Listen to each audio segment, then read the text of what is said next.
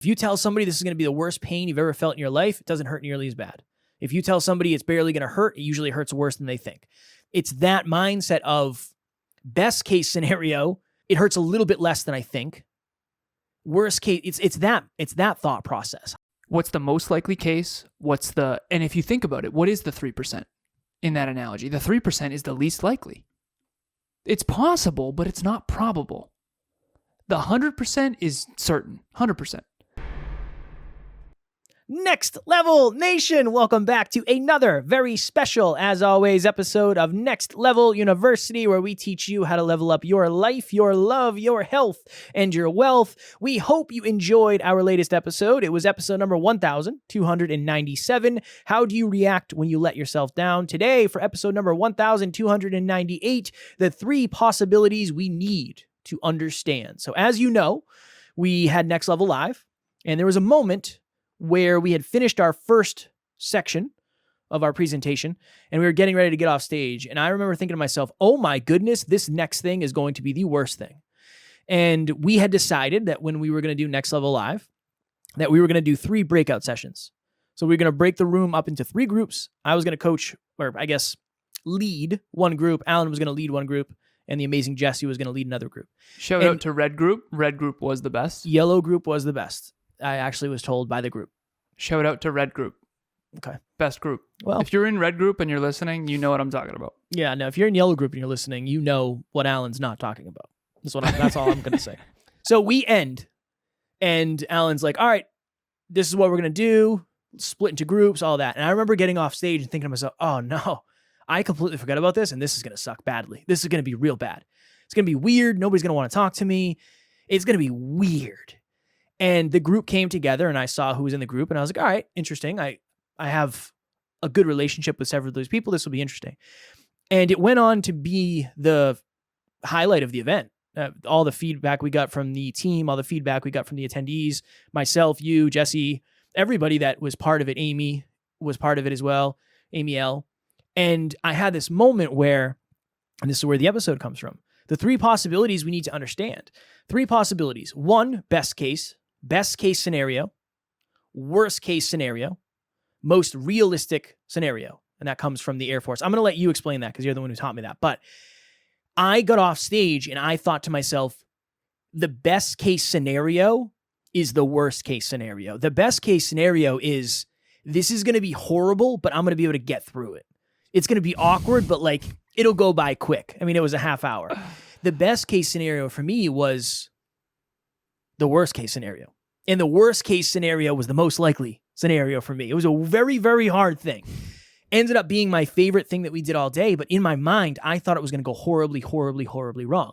Now, I actually saw something on this, and I'm going to reference a study, Alan. You'll like this. I'm so pumped. I don't know any numbers. I don't know who did it. I don't know where I heard it from. So please take this with a grain of sand. So far, so good. Yeah, so I've lost all credibility. You got me excited, and then there it goes. When you're, this was a practice by doctors. When you're getting ready to give somebody a shot, you can say one of 2 things. This isn't going to hurt at all, or this is going to be the worst pain you've ever felt in your life. If you tell somebody this is going to be the worst pain you've ever felt in your life, it doesn't hurt nearly as bad. If you tell somebody it's barely going to hurt, it usually hurts worse than they think. It's that mindset of best case scenario, it hurts a little bit less than I think. Worst case, it's that thought process. I don't remember how I was gonna tell that part, but it's that. If I say to you, this is gonna hurt so bad and it doesn't hurt that bad, it's ideal. And I think that's a really good kind of analogy for this, where I thought it was gonna be the worst thing ever. And I thought I was never gonna want to talk to another human after this. Ended up being the best thing. So yeah. Well, a couple things. Yeah. Go ahead. I would say, and we were on stage and we talked about this, and I want to bring this to our listeners as well. There are certain people who, we talk about the drive to 5. On the low end of drive to 5, you tend to be either realistic or pessimistic. And what that means is you tend to think things are going to go worse than they really do. Usually, would you say that you tend to be on that end where you tend to think things are going to go horribly wrong and they end up totally okay?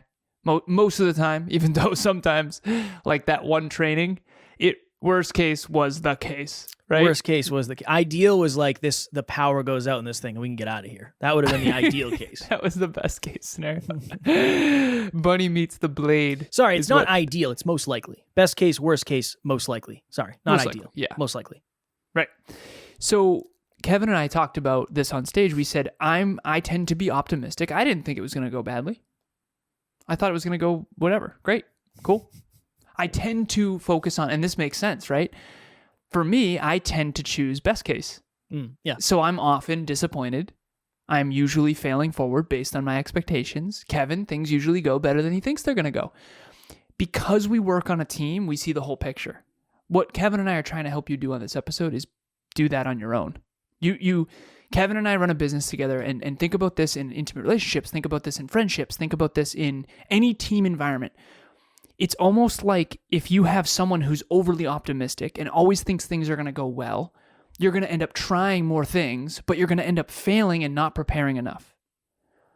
If you have someone who's really optimistic, who's paired up with someone who thinks things are going to go poorly, you're going to end up more prepared, assuming you can get along. And if you're someone who is really pessimistic and always think things are going to go horribly wrong, but isn't paired with someone optimistic, you most likely aren't going to try. You're going to assume things are going to go horribly wrong, and you're not going to try. I don't know why I can't talk today, brother. It's like, my goodness. Dude, where's my car? Unahable. Remember that? Unahable. He's trying to say honorable. Honorable. Unahable. Yeah. For some reason, you know what it is? We're coming off a really strong couple speeches, and we're not as... I think, you know what? I probably have a new identity of we're such good speakers. Now we're not even, I'm not as humble as I should be. But in the Air Force, they talk about best case, worst case, most probable case. I know I've been talking a lot about the new Top Gun movie. But that's what they do. That's what they do. They say, this is the best case, this is the worst case, this is the most probable case. And if you can think from that frame and you can drive to 5, and by the way, 5 is the most probable case. Emilia and I remember early in our relationship, she asked me to teach her math. She said, my biggest bottleneck is math and memory. Those are your greatest strengths. And so we dialed in her sleep, which is good for her memory. I bought her a book called Memory Recovery. And now she gets sleep scores on the Oura Ring that are like 90 plus. Her memory's coming back. It's unbelievable. Like, she went from struggling with her memory every day to now she can remember things better than me in most cases. And then the math piece. So I've been teaching her math. One of the first things she said, well, what's my biggest bottleneck in math? I said, probability. You need to think in terms of probability. What's the probability? I do this all the time with her. So we have Oura Rings, and she slept in this morning, not in a bad way, but to get extra sleep. I woke up at 7. She slept an additional hour and a half. And I guessed this morning that she'd have a 91 sleep score. She sends me her sleep score every day. I send her mine, and I was right. I was excited that I was right. I'm often not. Usually it's better or worse than I thought because there's a % error. But the point is that what's the probability that she has a 90 or higher? Very high, because I know she stayed in bed a lot longer than she normally does. And when she woke up, she was very groggy and cute, and that means she probably slept really well, slept like a rock. But the point that I'm trying to make here is that if you think the probability of something going horribly wrong is high, you're not going to try. If you think the probability of it going really well is high, you're going to probably try, but you're not going to prepare enough. And so hopefully you can kind of analyze this from all 3 frames and then make sure that your optimistic and pessimism is balanced so that you can go in not only prepared, but also make sure that you're actually trying and failing forward. That's something that, and I think we got that feedback from the team in one of the WhatsApp groups, where at this point, you and I, we don't prep nearly as much as we used to, because we've just done it so many times and we've talked about those things so many times. So it's almost like for us, I think when it comes to the speech part, I think most likely cases it's going to be strong. That's my new frame, is I don't really see anything going horribly wrong. And I also understand that if you make a mistake, it's really not that big of a deal. I used to think you had to be perfect and everything had to be perfect. And now I understand it's, even in this episode, I made that mistake when I was trying to, make an example. It's like, it's not that big of a deal. It's not the end of the world. God forbid, Kev, you don't get it right, 99 times out of 100, right? So I think that's an important piece. But now I'm starting to understand, okay, now that you and I have so many reps, other people's most likely case when we bring them to an event and say, as an example, Amy, you're going to MC. It's like she's done that many times before, but the most likely case might not be the same most likely case that we expect. Right. So she wishes we had prepared more. Yes. Yeah. Right. And I would say more in advance. Yeah. And then Jessie as well. Shout out to you, Jessie. I know you listen. She was the assistant coach for red, yellow, green, for green group. I was red group. Kevin was yellow group. Yeah. Jessie was green group.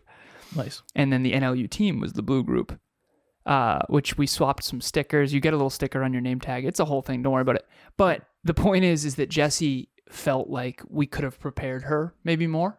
And she still crushed it. So she did great. But maybe she was on the, this is going to go horribly wrong. And then when she ended up doing a really good job, I could kind of hear them because their table was next to mine.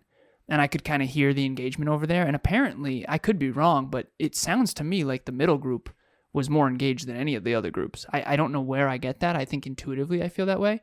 Amy L. and Jessie were both there. Your group. Fair, my group, I'm telling you. There wasn't Amy a L. moment and Jessie had nothing but there wasn't they a were moment blown of away silence. by green. There wasn't a moment of silence at my group. Well, then maybe my group was, maybe not the best. I don't know. I don't think it was. If you're on red group, I apologize. I got to say this too.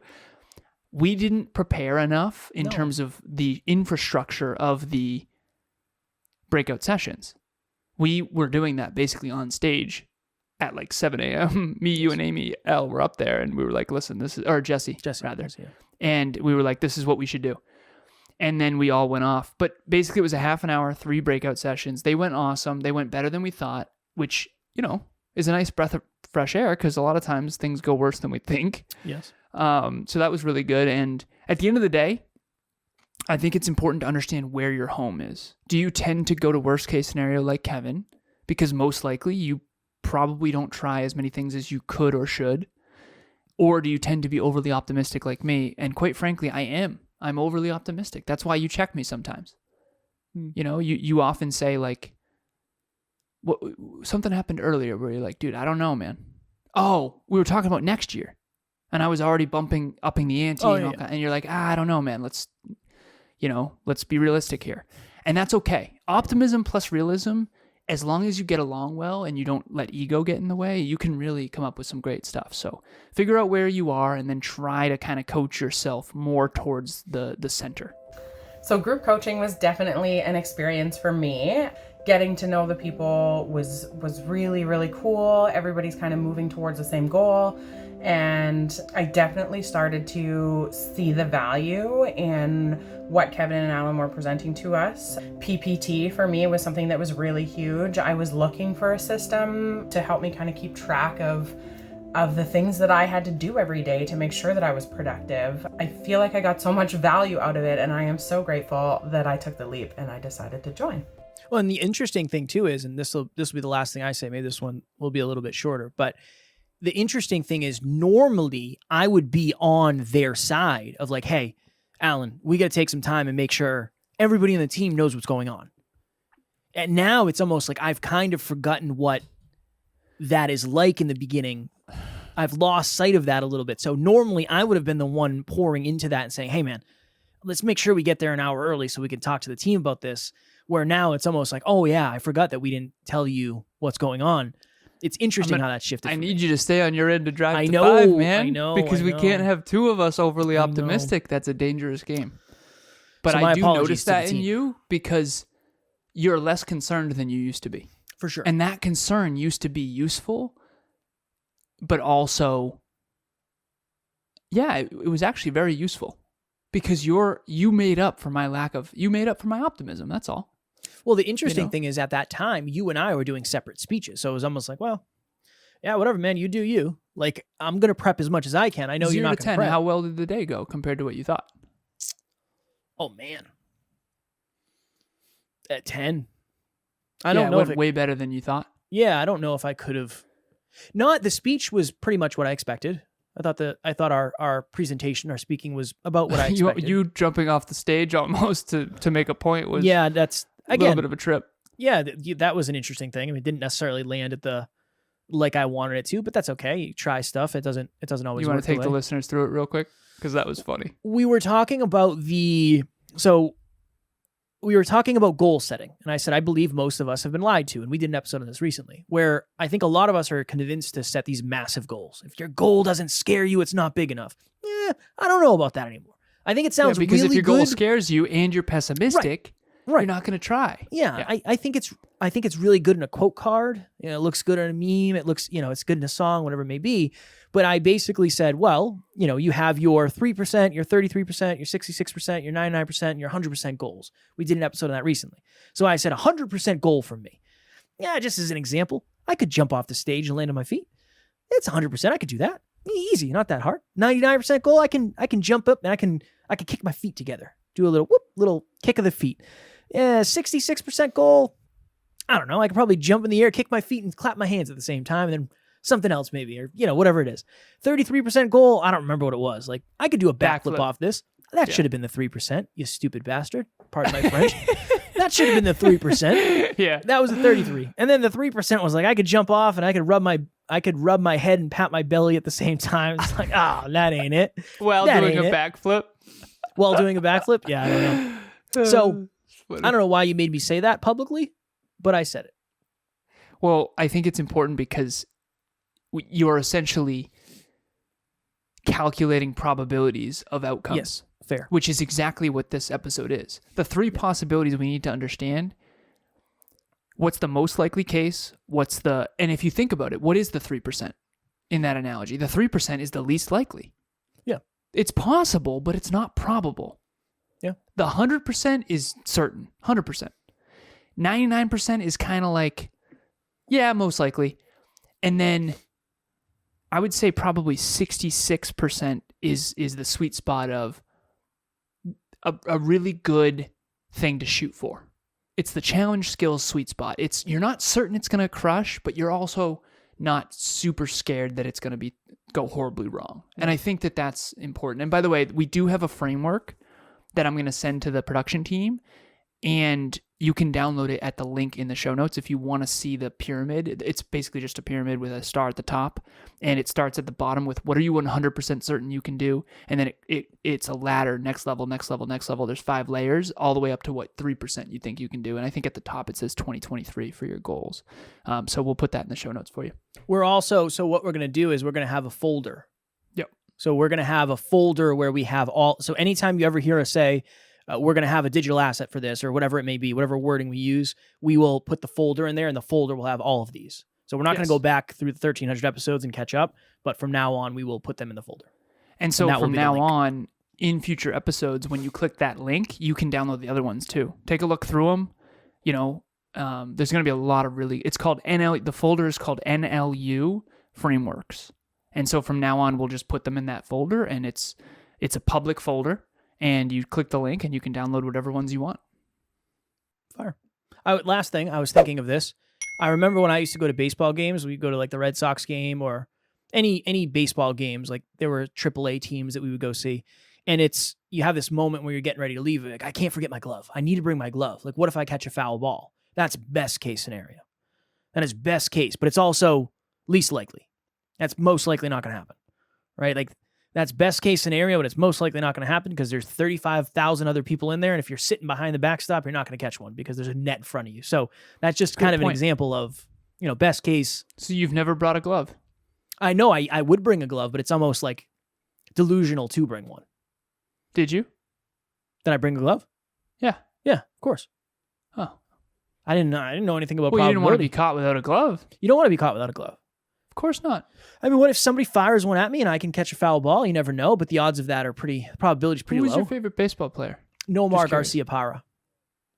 Nomar? He was Nomar, Shortstop, right? Shortstop for the Red Sox. Yeah, he's married to Mia Hamm. Yep.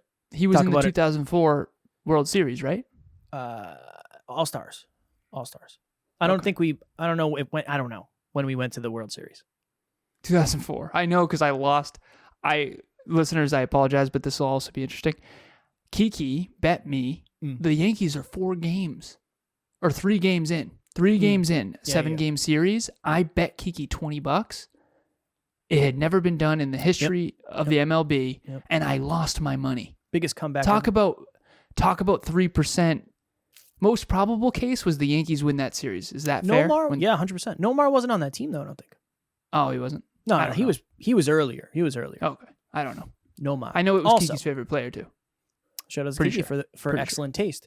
His name wasn't actually. His name might have been Nomar, but Nomar is his dad's name, Ramon, backwards. So for any of you who know anything about what I'm talking about, that's for you. If you don't, I do apologize. Either wishing way, you that were. was the most unlikely scenario ever Yes. of all time, and sometimes it still happens. So, Yes. again, you got to find your own optimism, pessimism, figure this out for you, and no one can decide for you. And then you own the results, too. It's like, you know what? Here's your $20. I screwed up. Who knew?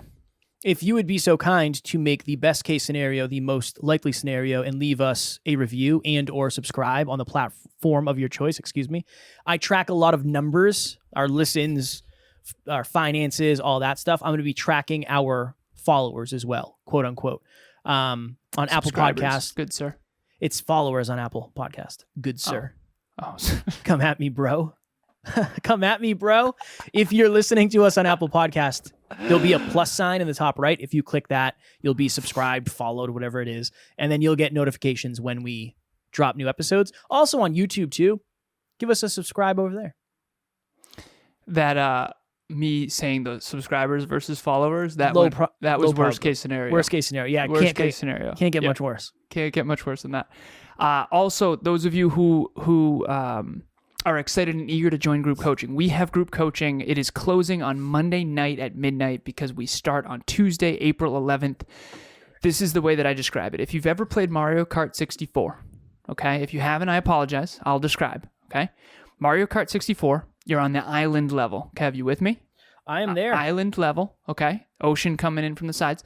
There's a part where there's a ramp and there's an opening through the mountain, through the center of the island. If you get a mushroom and you hammer that mushroom right at the beginning of the ramp, you can shortcut right through and beat the other people, okay? That is what group coaching will do for you. You will beat the competition because you will achieve more in 90 days than you ever have before. You'll start tracking habits. It is the Mario Kart booster that will boost you through the mountain toward your dreams. Join us. The link will be in the show notes. Strong work. Next you, brother. Level Nation tomorrow for episode number 1299. Woo, so close. Why some people think you're too much. We have found that very often in our community and on the team, people have been told you're too much. You're too loud. You're too this. You're too that. Why are people saying that? We will talk about that in the next episode. As always, we love you, appreciate you, grateful for each and every one of you. And at NLU, we do not have fans, we have family. We'll talk to you all tomorrow. We're signing off, Next Level Nation.